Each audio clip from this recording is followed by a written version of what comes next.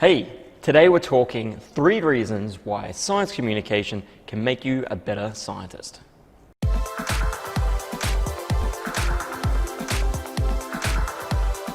Hey, how's it going? Ken Dutton-Regester here, aka the Funky Doctor, and today we're talking all things science communication and how it can make you a better academic. And we're talking about mental health, improving your writing, and building your collaborative network.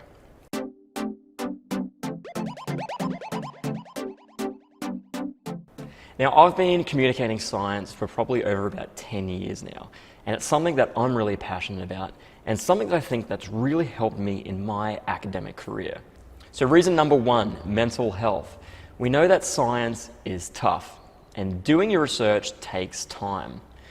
And it's those sort of big goalposts that really keeps you motivated. So getting a new paper is one of those things that it's an amazing feeling, but it doesn't come along very frequently. So staying motivated in science can be a challenge. And this is where I think science communication can help give you those little boosts of the momentum, particularly adding things onto your CV to boost your track record. Science communication is one of those things that you can do with very minimal time commitments and do it sporadically and fit it in your schedule of your scientific experiments. So what's good about that is that you can spend an hour a week, 2 hours a week, once every couple of weeks even, and you can add these onto your CV, showing you that you're building progress and that you're doing stuff in the broader community. And this is something that's going to be important when you start writing grant applications. Now, if you're not doing it already, you should be updating your CV every time you do something. So regardless if it's not science communication, if it's anything that you do that could be useful or demonstrates your track record, you should definitely be adding those things to your CV as it goes on. It makes it a whole lot easier when it comes to grant writing period because you've got your CV and all you need to do is plug and play. So what I do is in my CV section, I've got a science communication section. And every time I talk to the community, do a video, I put that in there. I've also got my social media metrics, so my Twitter, how many followers I've got, how many tweets I do, what my Kardashian index is, and if you want to know what that is, see the link up below or in the show notes. But it's one of those things that I think gives you a bit of motivation because it feels like you're adding something constantly onto your CV and your track record. And this helps in the mental game aspect because it makes you feel like you're making progress.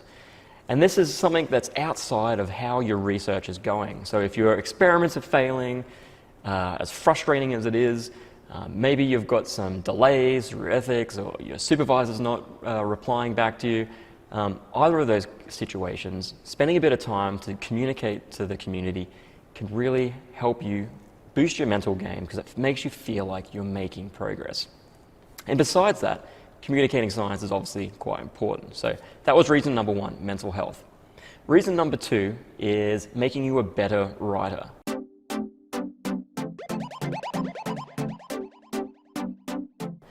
So having to go out there and talk to people about your science is a skill set. Science is complicated, and trying to make your sentences and your research into a short, concise, and engaging way is actually really difficult. And the best way to sort of get rapid feedback and improve that process of communicating your science really succinctly is to get out there and talk to people. And we're not just talking scientists, we're talking general community people as well. Talking to the general community can be really powerful because it makes you condense down your science into the most relevant parts. And you begin to get these phrases of short, succinct bits that highlight the best parts of your work.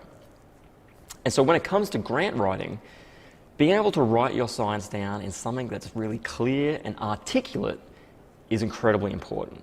We know that the funding rates are tough right now. And any type of misinformation or something that's not clear is going to put your ranking down. And with the funding line, sometimes being within, 0.1%, I mean, I feel like that's what it is these days, that any type of inconsistency or anything that's going to throw the reviewer off is bad news. So being able to write your grant in a very concise way is going to help you get funded.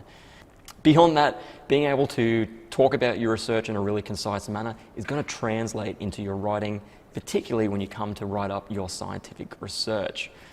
Have you ever read a paper where it's just line after line, it seems very repetitive, really boring, not engaging, you turn off, maybe you only read the abstract, not even that. That's not what you want to do. You want to be making people read your entire paper and, more importantly, citing your paper.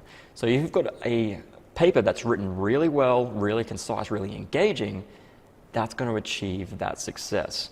So being able to communicate your science and getting out there and actively talking about it helps you refine these statements or sentences that best describe your research.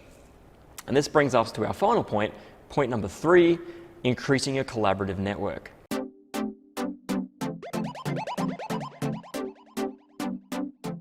If people know that you speak really well or you present your research in really interesting ways, they're going to want to reach out and work with you in somewhat. And I think this is where social media can have a really big impact. So I use Twitter, for example, and I often use that in a professional setting in a way to share really interesting papers that I've read.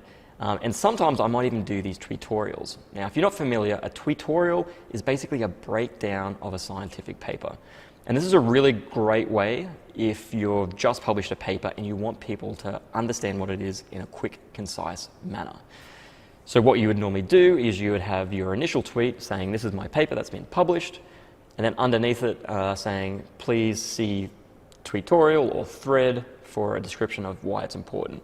And then basically you have then 8 tweets maybe after that, however many you want, where you're just highlighting a single figure or graph and explaining the key result and what you found.